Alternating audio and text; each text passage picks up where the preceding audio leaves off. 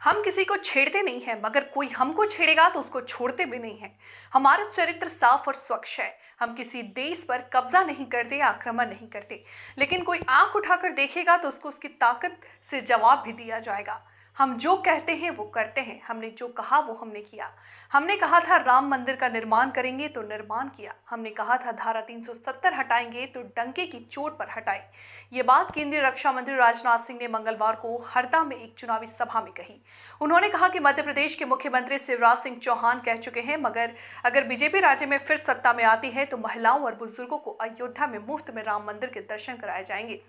राजनाथ सिंह ने कहा कि 1980 में जब हमारी पार्टी ने यात्रा शुरू की थी, तब ये शपथ लिए थे कि संसद के दोनों सदनों में बहुमत हासिल करने के बाद अयोध्या में भव्य राम मंदिर का निर्माण करने से कोई भी ताकत नहीं रोक सकती।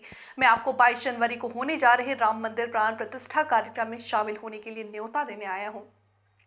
उन्होंने कहा कि हमने देखा है कि एक धर्म की बहन के प्रति 3 बार तलाक बोल करके उनके वैवाहिक रिश्ता तोड़ देते हैं। हमने वोटों की परवाह नहीं की और तत्काल 3 तलाक की इस प्रथा को खत्म करने के लिए कानून बनाया।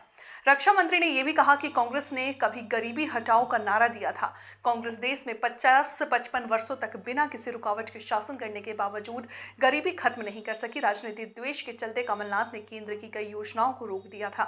पीएम मोदी के नेतृत्व में भारत पूरी दुनिया में ताकतवर देश के रूप में उभरा है। अगर कोई भारत के साथ खिलवाड़ करेगा तो हम किसी को बख्शेंगे नहीं। इसके अतिरिक्त अन्य भी राजनीतिक पार्टियां हैं।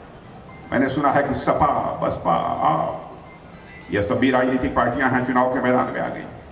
मैं तो कहता हूं ये सपा, बसपा, आप मध्य प्रदेश के लिए चुनावी चिड़िया है।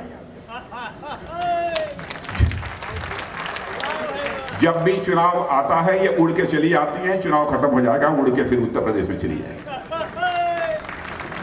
अब आप देखिए इन लोगों का चरित्र।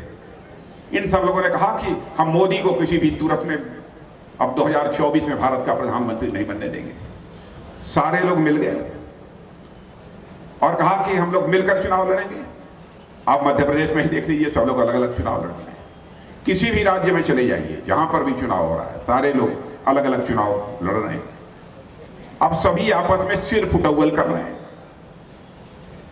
और इन्होंने जो गठबंधन बनाया था उसका आधार कुछ यह नहीं था कि हमें देश का विकास करना है। उसका आधार केवल यही था, मोदी का विरोध, और कोई दूसरा आधार नहीं था। राहुल जी आए थे कि नहीं? कल आए? तब क्या, तब तो जीत जाएंगे।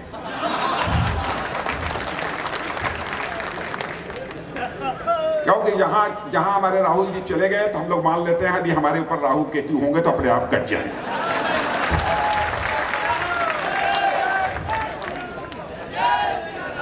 तब तो भाषण करने की कोई जरूरत नहीं। मेरे बहनों भाइयों, मेरा 5 बज गया और चलना होगा। मैं आभार व्यक्त करता हूं। पिछली बार भी मैंने आप सभी लोगों से अपील की थी, आप लोगों ने पूरा विश्वास दिया है, इसके लिए बहुत आभारी हैं आप सबके। बोलिए भारत माता की। बहुत बहुत धन्यवाद।